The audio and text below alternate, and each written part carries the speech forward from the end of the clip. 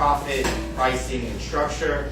We have two guest speakers here, Ricky Sutton and Albert Dweck, going to give you a little bit of an interactive evening tonight on pricing and profit structure.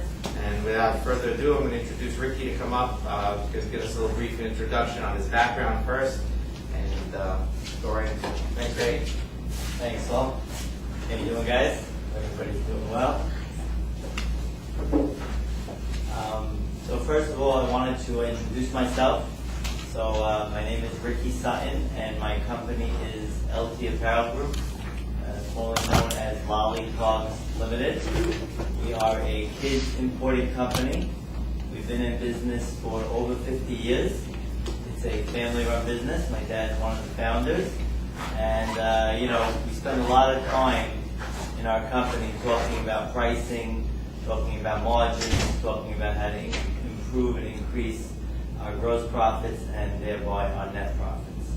And it's really a critical piece to any business model, to anything you do, because at the end of the day, we don't come to work for the love, we come for the money. When I was thinking about where I wanted to start tonight, just to share with you guys, and it's not a very big crowd here, so I want to encourage you guys to ask questions and to try and get the most out of our conversation, and that's really the goal for tonight. And the same thing I'm sure will be when Albert speaks to you. Where I would like to start with you guys is the foundation of understanding your customer. If you understand your customer, it's a tremendous asset to a place to start when you talk about your pricing and your margin and your gross profit and your net profit. So what do I mean by that, okay? Let's start with, I'm in the import business, so for me, I relate everything to apparel. So for me, it's why are they buying from me? Sounds maybe like a simple question, but it can be very complex. It's something like, what am I bringing to the party with my retailer? What are they bringing to the party? Am I more interested to business with customer A or customer B? And understanding that, and understanding, looking at things, we always look at things from our eyes, right? I want to get my highest price, I want to get the largest quantity, I want to get the longest delivery possible to ensure my goods will arrive on time. But that's probably not the way the customer's looking at it, right? The customer's looking at it in the opposite. And when you try and look at it from the customer's eyes, you really start to see things differently. And when you can really understand your customer's thinking, I think you have a major advantage for yourself. Let's take a look at giving our customer what they really want. I don't know how many times you guys, and there's not many people here, so why don't you guys real quick just tell me, what are your businesses? I'm Sammy Shanley. Right now I was doing sourcing for about 5 years for Echo Unlimited. I'm sure you heard of the company. Very well. And I left about a year ago to start my own thing with a partner doing import children's wear. So we have a lot in common. Like most of the Syria guys, right? Right.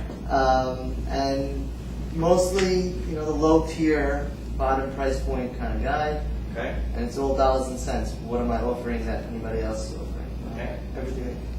David, is it? Yeah, I'm right now working for my dad's real estate brokerage company, and basically, everybody, when they're going out and trying to find somebody who is going to represent them and like selling their building, why would they want to come to my father as opposed to going to someone else? Right. And basically, I found out it's just the way that he gives them so much like respect and like courtesy, and Right. it's more that he treats them like very loyal. Okay. Your name is? Claude Nagas. Claude, nice to meet you. Nice to meet you. I'm a computer consultant. Computer consultant. Yeah. So we have three different businesses, right? An importer, real estate, and computer consulting. But I think the logic can apply to any of the three. So when I think about you guys and thinking about your customer, I think in many cases, what they're looking for is not always a low price. And that's what I mean by looking at it from their point of view. Initially, we might always say, oh, they want it cheaper, they want it cheaper. But you know what? A real estate broker who charges less commission but gets you a lower price in the sale or purchase of a property is not always the best thing, right? And a computer consultant who charges a low price by the hour but can't fix the problem, again, is really not what your customers are going to be looking for. What I would like you to think about leaving our night tonight and wake up tomorrow about your business is, what is your hook? What is your reason for being? Why are people buying from you or doing business with you? What is your competitive advantage? You know, when you think about some of these things, and you start to answer these questions, you know, you may not love the answers, and it may help you come up with better answers. In my business, okay, it's about the brands that I bring to market. It's about the reliability that I bring to market. It's about the credit that I extend in the marketplace. None of those is the cheapest price.